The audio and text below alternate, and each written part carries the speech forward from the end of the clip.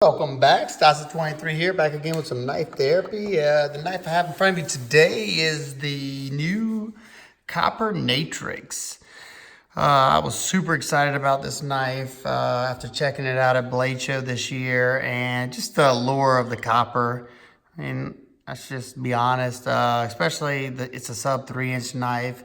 It was a lot smaller than I expected when I checked it out at Blade Show, but I knew what to expect, being that I was able to check it out.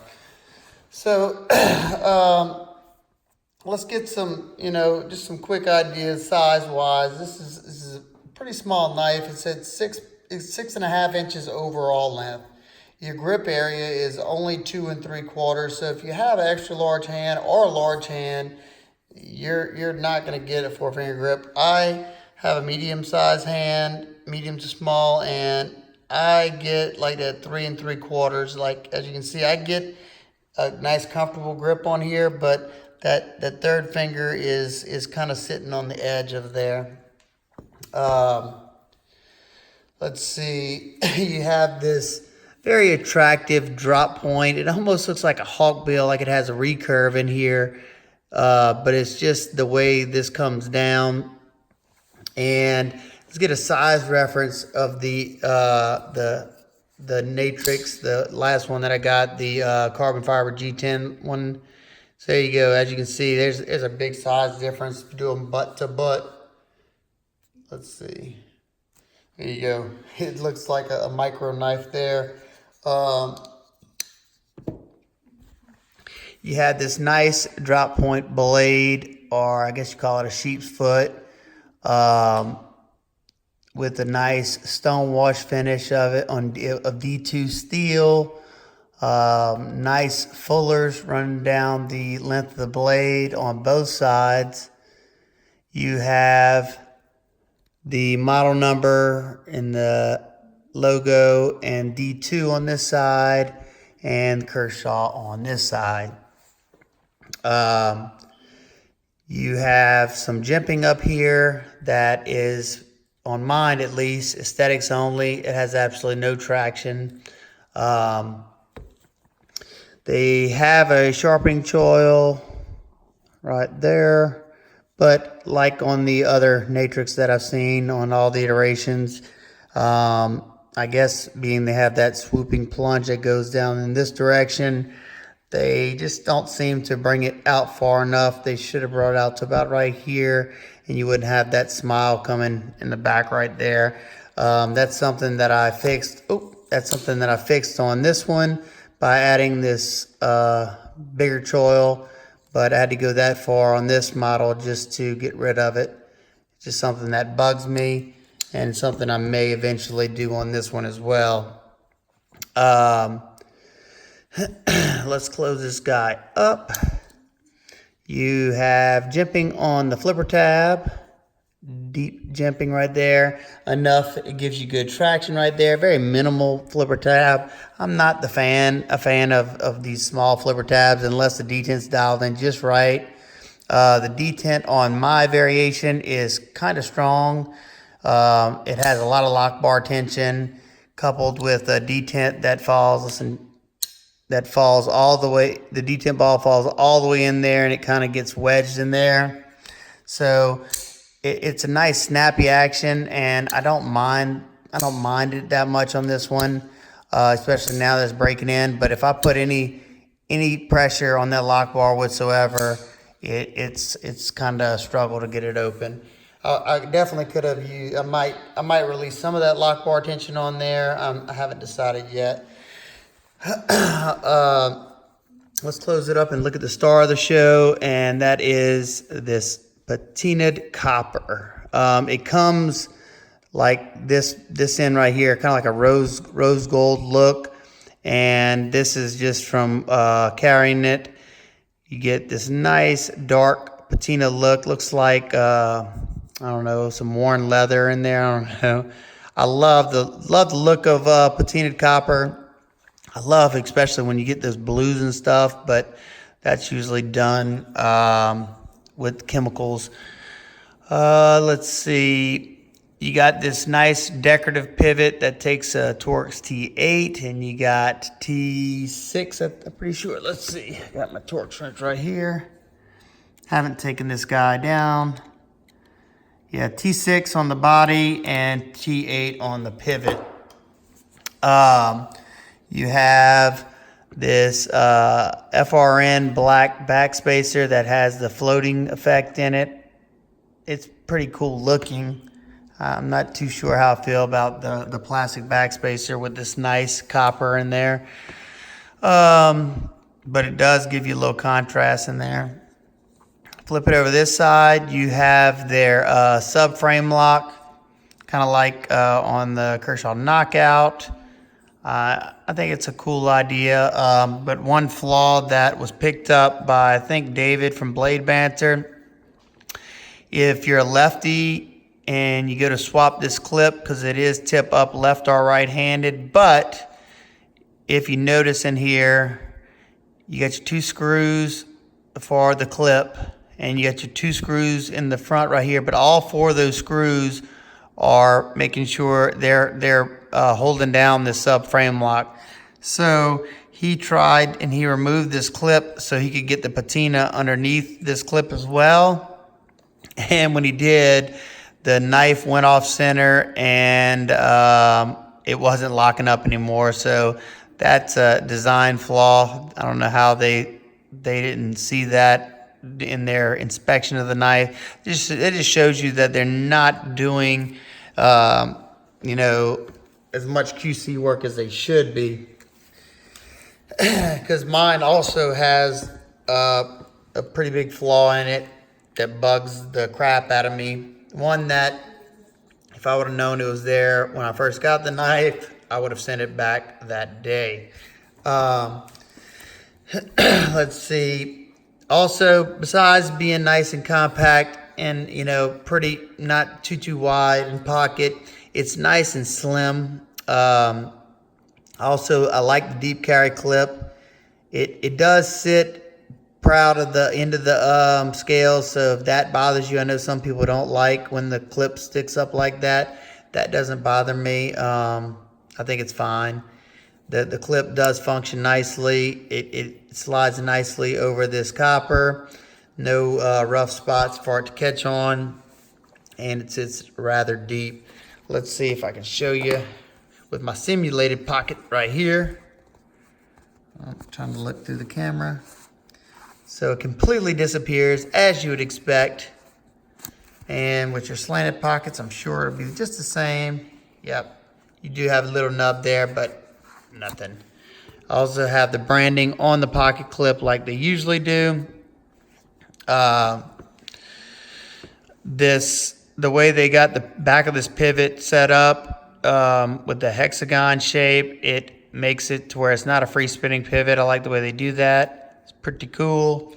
Let's see. I don't think, yeah, you can use the fuller or blood glue, whatever you want to call it, to spidey flick it, but it's not the easiest, especially on mine with the detent and lock bar tension as strong as it is.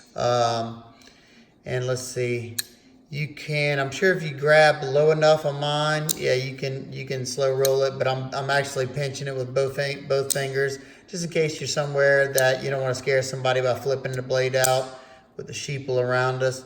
Ergos and this grip are good. This grip, reverse grip, they're terrible because this part of the knife just digs into the palm. You can get you a nice pinch grip. I like being able to grab to the end of the blade for controlled cuts.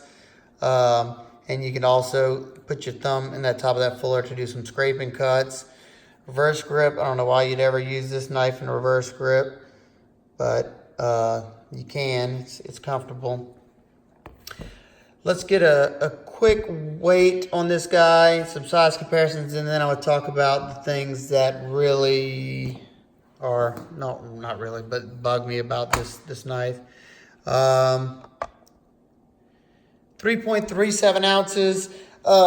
If this knife were G10 scales, I would say that's heavy for the size, but being that it's copper, I think that's pretty darn good, because copper is definitely not a light material, and they were able to achieve that by milling out pockets in there. Very, very well done.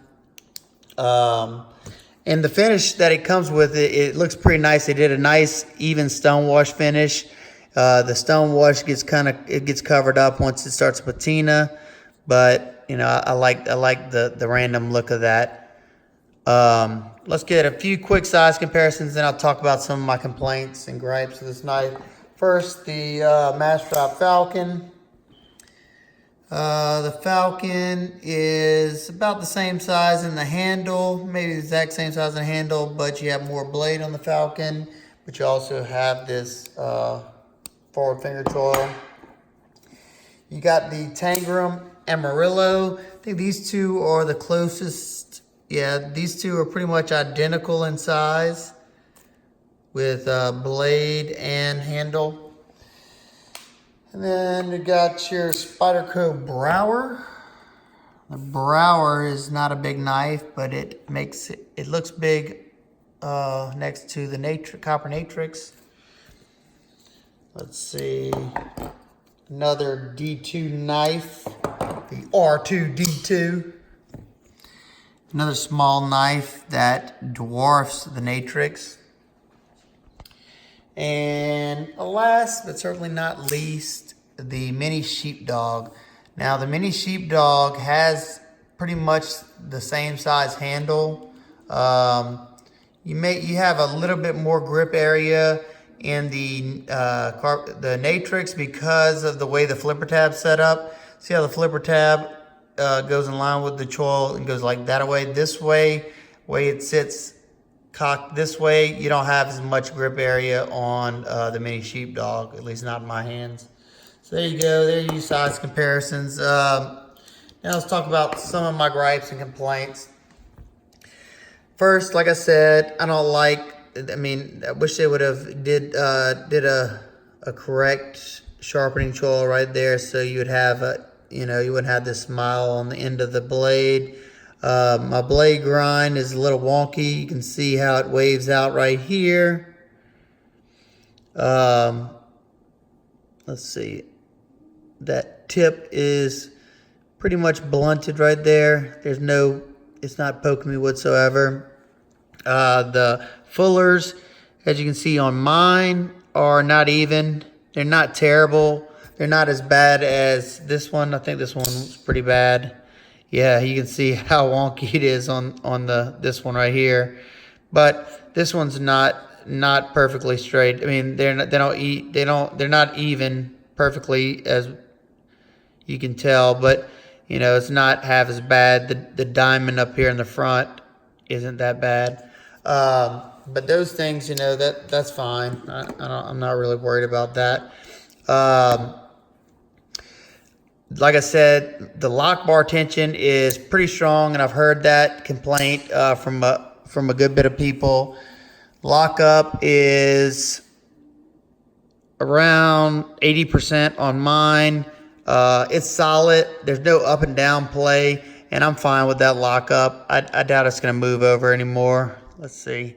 I just pushed on it pretty good, and it moved over probably maybe another 2 or 3%. Nothing that I'm worried about, and I don't think I'm going to put enough leverage on this knife to make it travel over. The detent, being that you have a lot of the lock bar pressure, it's not always bad. Like I said, it just depends on where my fingers fall out on that lock bar. Like I said, I definitely could stand to see it, the lock bar tension a little bit looser, and I may do that later down the road. But one thing that just drives me crazy, and we already talked about, you know, moving this clip to this side, what it does to the knife.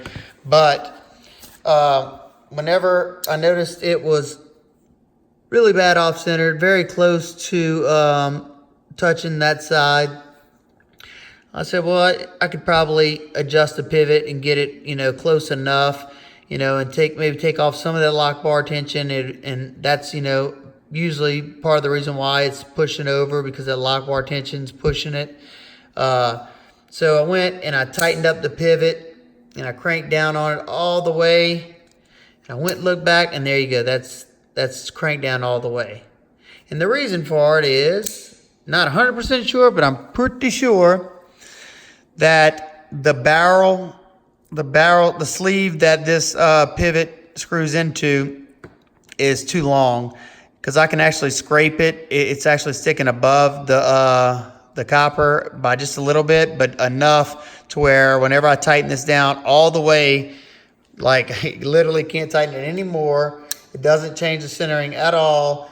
And I have a good bit of side-to-side blade play when it's cranked down all the way. So only way I know how to fix it is to sand down that sleeve just a little bit, so I have more room to tighten up on. And that's about it. I think, to me, I think that, you know, everybody was asking and asking. They wanted it out. So they started rushing some things instead of really taking their time and checking them over and making sure that they're a good product to be putting out. And I mean, I know how the game goes. You know, you're trying to make your consumers happy, and you cut a little corners to do so. So that's just my opinion. I know some people got good ones out there. Mine just happens to be, you know, a dud. I still like the knife. Like I said, I'm sure after I fix the pivot issue and maybe relieve some lock bar tension, I like the knife a lot more. Those are my thoughts, my opinions. Let me know what you think. If you have one of these knives, let me know how yours is. If you have any side-to-side blade play that you can't get out from tightening it up, if yours is off-centered, or let me know if you've had any issues. I'd like to know. Or let me know if yours is great. This knife, you know, it's $60. I think is a pretty good value, especially with D2 and as much copper as you're getting. But you know, I wish they would have taken their time a little bit more and released it another month later. I would have been fine with that.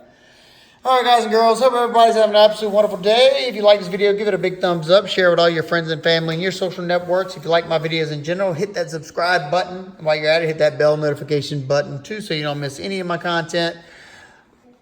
And y'all have a good one. I'll see you on the next one. Peace.